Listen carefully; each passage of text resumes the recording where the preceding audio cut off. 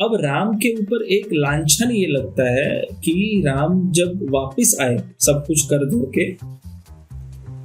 अयोध्या जब लौटे, राम राज्य स्थापित हुआ तो उन्होंने अपनी पत्नी का त्याग कर दिया। जैसे जैसे समाज आगे बढ़ता है, समाज का वैल्यूज भी चेंज होता है। रोते हैं, उदास होते हैं तो रोने भी लगते हैं सीता के लिए।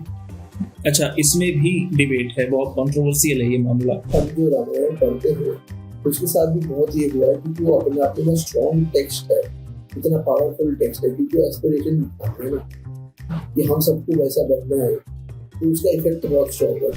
पर लोहिया एक और बहुत अच्छी बात लिखते हैं कि राम के पास एक चॉइस और थी और बहुत अच्छी चॉइस थी कि राम कहते कि हाँ मैं अपनी पत्नी का त्याग कर रहा हूं, पर फिर मैं भी उसके साथ जाऊंगा। इंटेलेक्ट या फिर जो स्टोरी टेलिंग है वो इससे बेहतर कहानी कौन इंसान सुना सकता है।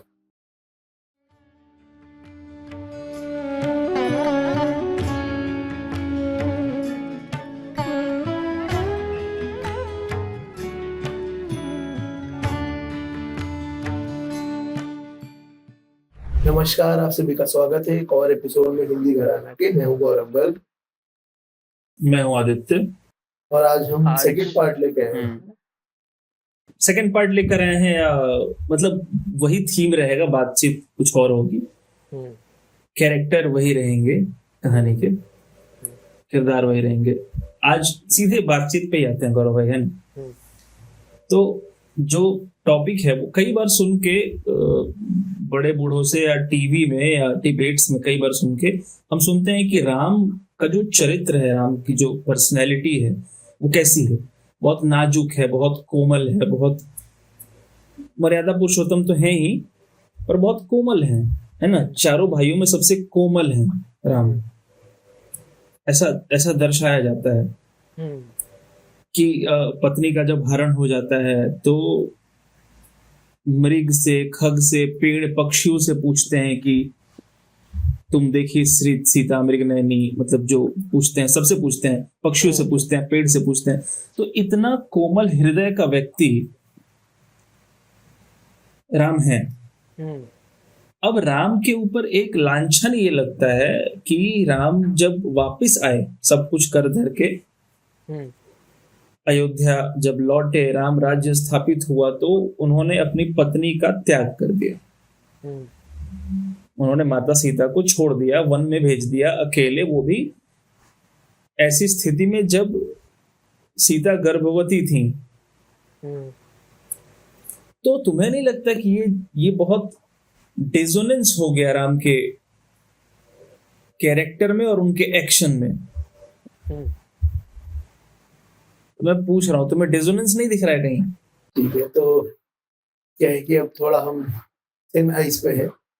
तो पहली बात सबके लिए जो सुन रहे हैं कि हम राम मनोहर लोहिया जी के एस्से पे बात कर रहे हैं जिसका नाम है राम, कृष्ण और शिव। कृष्ण शिव, हाँ, तो हम उसके फाउंडेशन पे बातें कर रहे हैं। तो अच्छा, अब जो ये बात है ये तो मतलब ओपन बात है, ये तो मतलब कहानियों में ही है, जो लोक कथाओं का ही हिस्सा है। हमने टीवी में भी देखा है, हमने सीरियलों में देखा, हमने किताबों में भी पढ़ा है। तो अब जैसे तुम बोल रहे हो तो ये, हाँ, मैं इस बात से एग्री करता हूँ कि जो राम का पर्सनैलिटी है उससे ये वेरी करता है, मतलब उससे पलट है।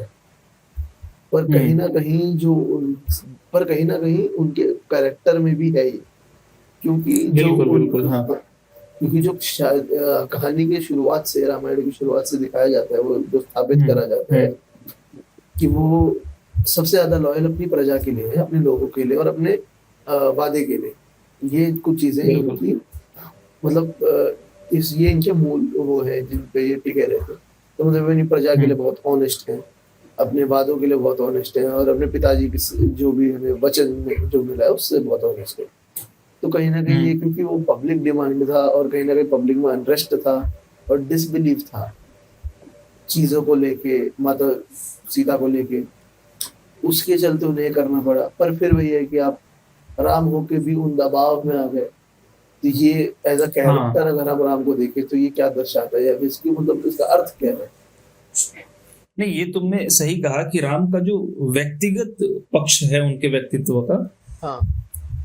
जो एज अ हस्बैंड है, जो एज अ फादर है, जो एज अ सन है, हम्म, उसमें बहुत इमोशंस दिखते हैं, उसमें बहुत कोमलता नजर आती है।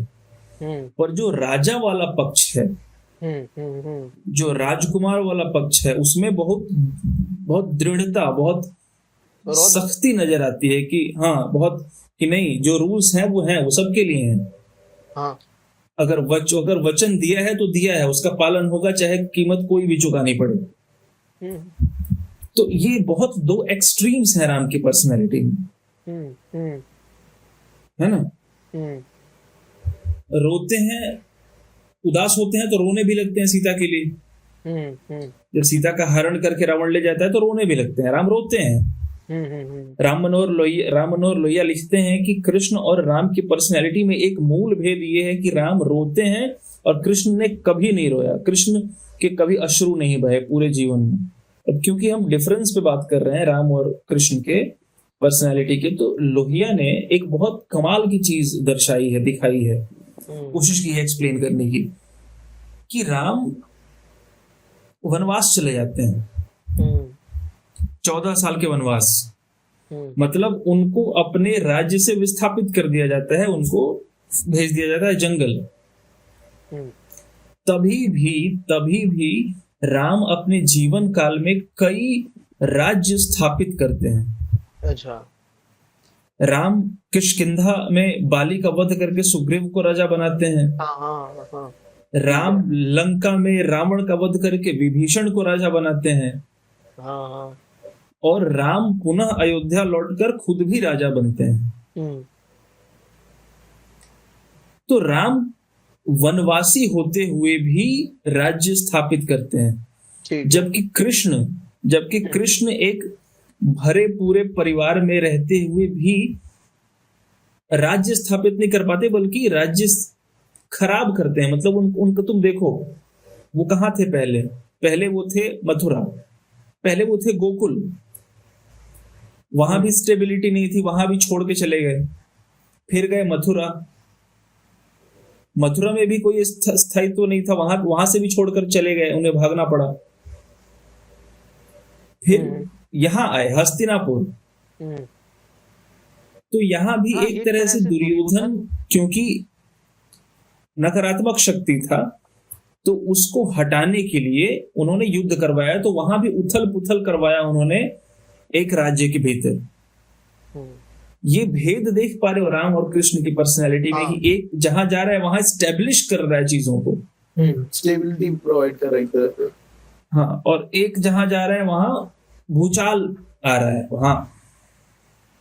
हाँ, तो मतलब एक तरह से देखा जाए, मतलब जैसा मेरा मानना है, जैसा मतलब तुम जो बोल रहे हो और जो तुम बोल रहे हो, ये राम मनोहर लोहिया जी के ऐसे से ही रिफर कर रहे हो। ऐसे में है। हाँ, तो मैं मतलब अगर हम एक नजरिए से देखें तो जैसे राम भी जब जहाँ पे उन्होंने जैसे लंका गए तो लंका में तो युद्ध हुआ था, लंका जली भी थी, वायलेंस वहां पे भी हुआ, तो एक तरह से भूचाल के बाद शांति आई।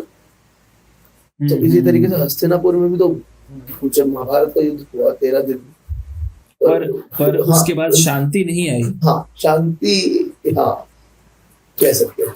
उसके बाद समृद्धि नहीं, समृद्धि वापस। हाँ, हमने साथ में धर्मवीर भारती का वो प्ले पढ़ा था, अंधा युग।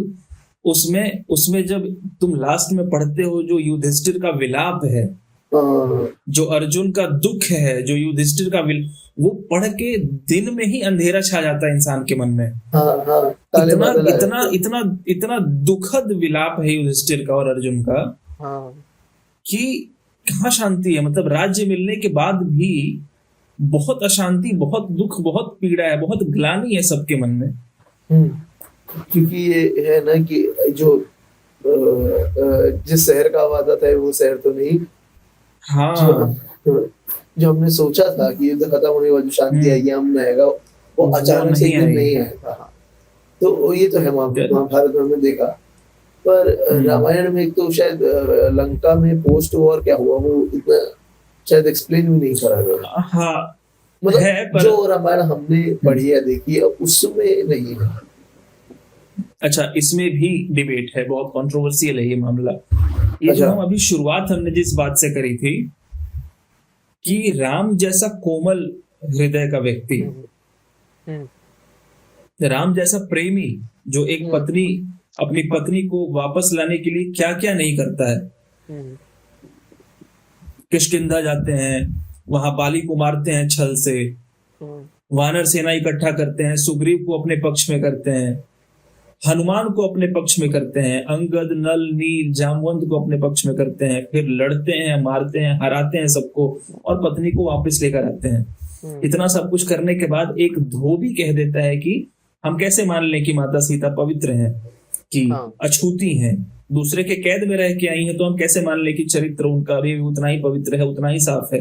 तो एक धोबी के कह देने पे इतने प्रभावित हो जाते हैं कि उस पत्नी को, उस प्राण प्रिय पत्नी को छोड़ देते हैं, त्याग देते हैं, वन में भेज देते हैं। ये बहुत, ये तो कुछ लोग कहते हैं, कुछ स्कॉलर्स का मानना है कि ये जो उत्तर रामायण है ना, उत्तरकांड जो लास्ट का पार्ट है रामायण का, जिसमें कि सीता को वो त्यागते हैं, जिसमें शंभू को वध करते हैं, है ना, वो एडिटेड है, वो जोड़ा गया है, वो ओरिजिनल टेक्स्ट नहीं है। ये भी कुछ लोग कहते हैं। जैसे समाज आगे बढ़ता है, समाज का वैल्यूज भी चेंज होते हैं। ठीक है, तो जैसे अगर हम कुछ हजार साल पीछे जाए, तो अगर किसी ने मेरे फैमिली में किसी इंसान को मारा तो मैं उसका जाके मर्डर कर दूं, ये टोटली फेयर होता, मोरली भी, बिल्कुल मॉरल लीगली हर जगह पे। और आज अगर मैं ऐसा करूंगा तो ये लीगली और मॉरली दोनों तरीके से गलत होगा। तो सेंसिबिलिटी चेंज होती है ना। तो इस हिसाब से लॉ को भी चेंज होना होता है, कहानियों को भी बदलना होता है ना।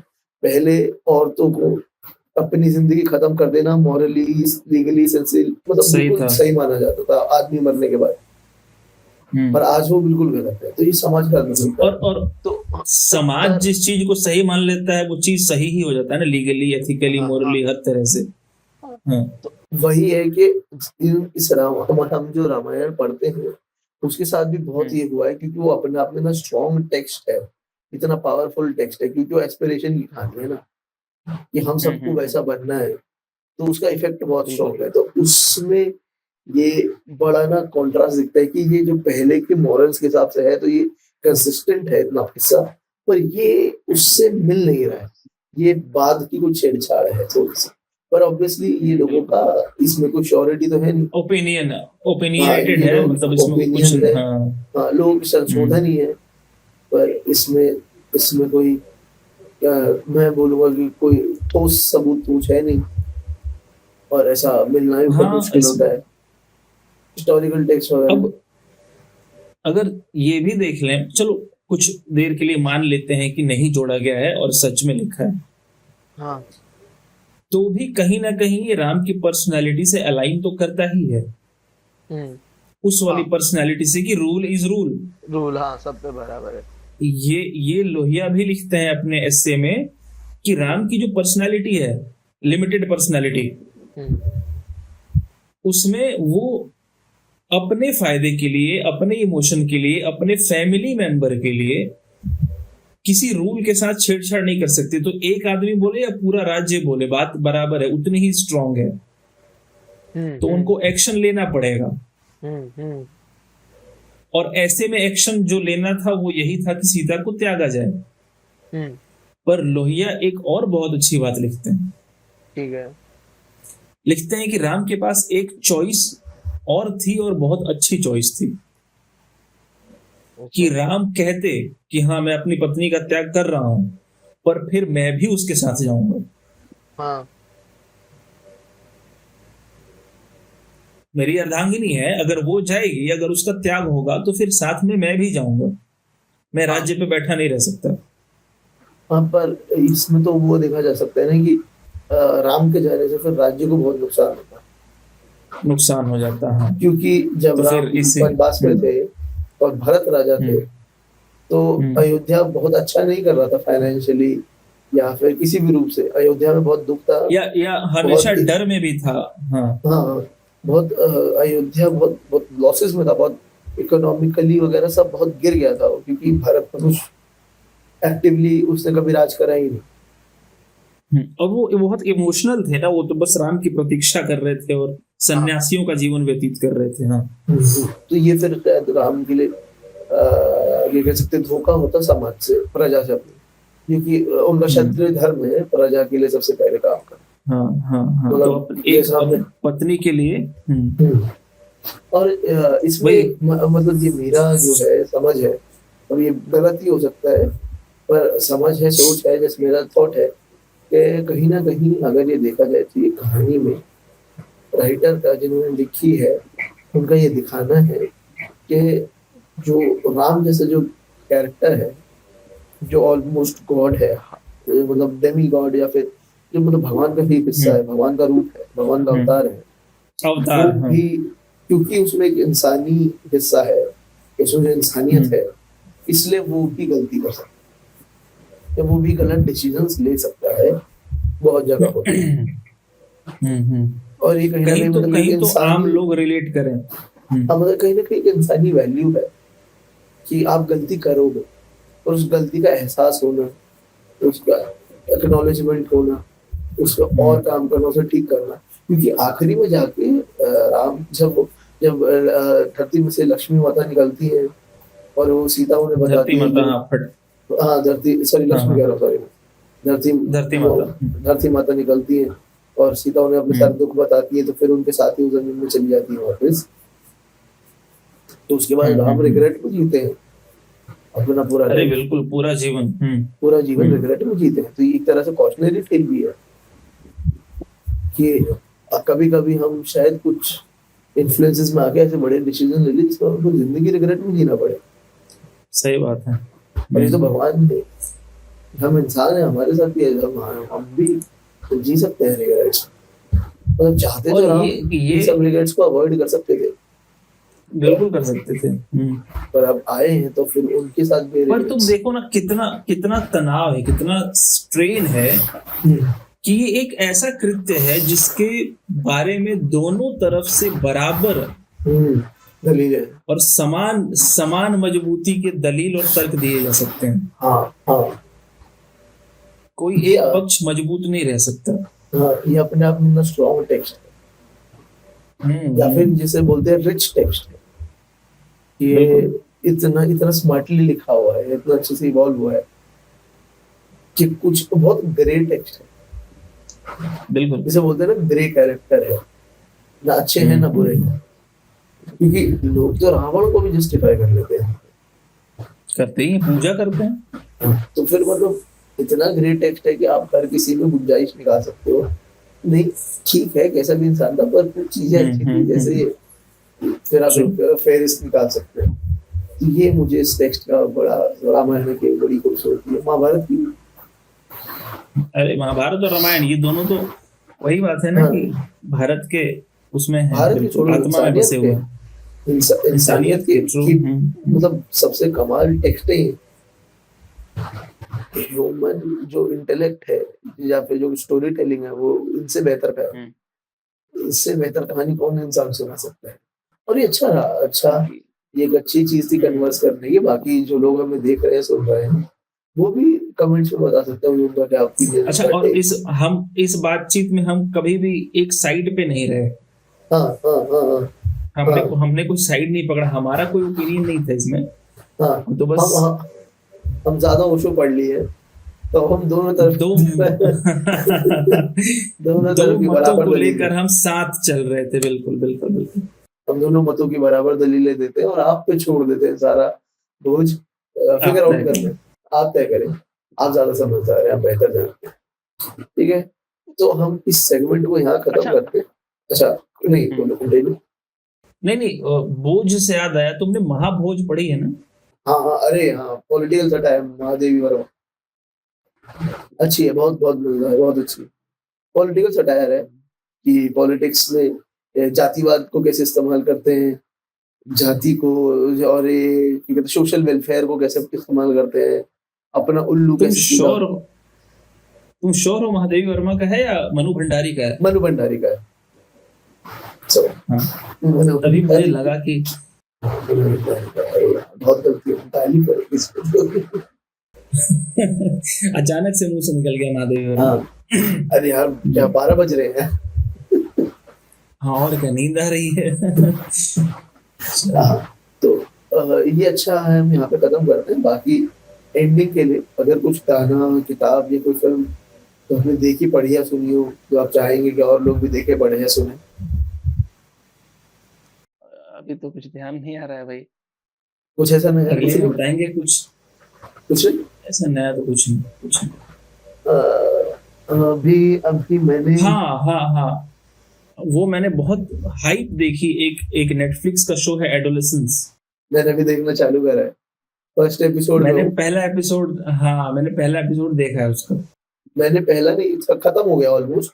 वो पता है उसकी बहुत कमाल बात है, वो हर एपिसोड उसका सिंगल टेक पे शूट हुआ है, मतलब कट नहीं है। कट है ही नहीं। जहाँ एक्शन बोला तो एपिसोड चालू है, जहाँ पे कट बोला वहाँ एपिसोड खत्म। तो अगर 1 घंटे का एपिसोड है तो लोगों ने 1 घंटा लगातार एक्ट करा है। कट है ही नहीं।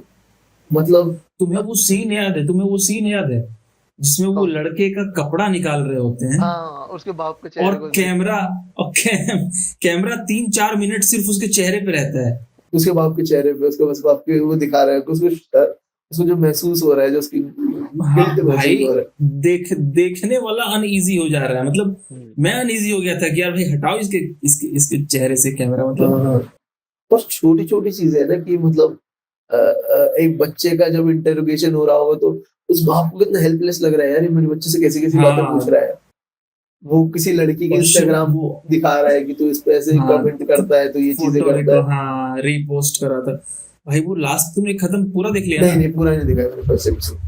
अच्छा, पूरा नहीं देखा है।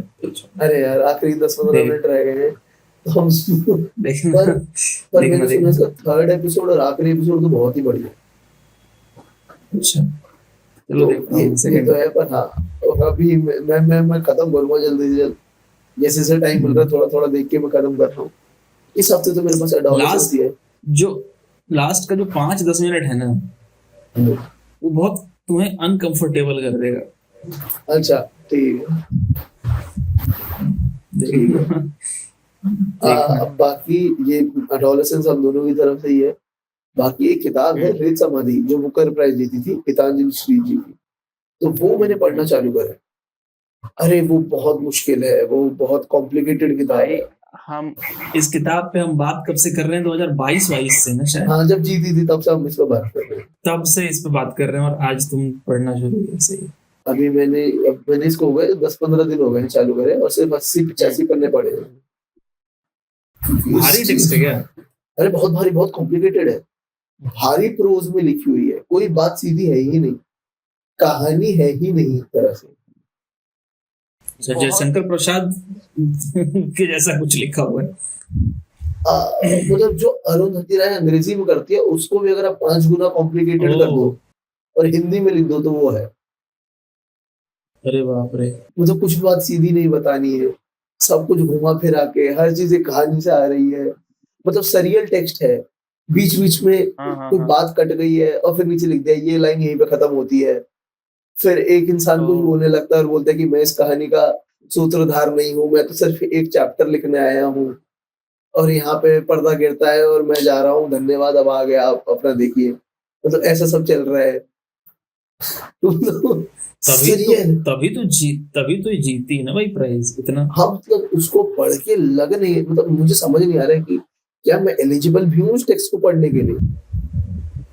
हाँ, जैसा पहली बार मुझे कमायनी पढ़ के लगा था।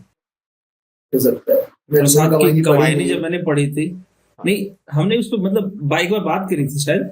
हाँ, तुमने पढ़ी है। मैं बता रहा था तुम्हें कि कमायनी पढ़ के ऐसा लगता है कि अभी मुझे बहुत पढ़ना पड़ेगा इस तक पहुंचने के लिए। हाँ। इसी तरीके का कुछ है रेत समाधि। और रेत समाधि का मतलब क्या होता है, और उसमें महात्मा बुद्ध के ऊपर बहुत बातें हैं जो अभी तक मैंने पढ़ा है, हिस्ट्री के ऊपर बहुत बातें हैं, पॉलिटिकल बातें बहुत ज्यादा है, बहुत कॉम्प्लिकेटेड किताब। चलो, शायद अभी खत्म होगा मीटिंग, है ना? हाँ, तो इसके साथ हम एपिसोड भी खत्म करते हैं। देखने और सुनने के लिए धन्यवाद। फिर मिलेंगे अगले हफ्ते शायद एक अच्छे बड़े एपिसोड के साथ। हाँ। तब तक के लिए धन्यवाद। तब तक के लिए धन्यवाद।